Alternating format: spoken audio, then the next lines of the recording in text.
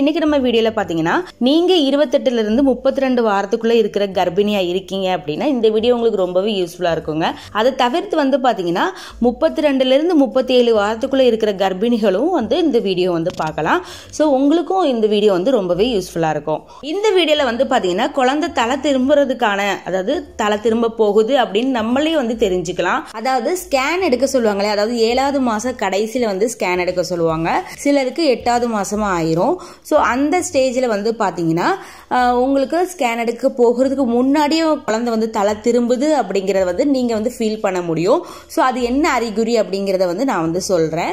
அதுக்கு முன்னாடி என்னோட ஸ்கேன் ரிப்போர்ட்டை காமிக்கிறேன் பாருங்க. அதாவது இதில் பார்த்தீங்கன்னா presentation cephalic spine to right ஆன்டீரியர்னு போட்டிருக்காங்க. செப்பாலிக் ப்ரெசன்டேஷன்னா பார்த்தீங்கன்னா குழந்தை நார்மல் டெலிவரிக்கு தக்கன குழந்தை அழகாக திரும்பி வந்துட்டாங்க அப்படிங்கிறத மென்ஷன் பண்ணியிருக்காங்க.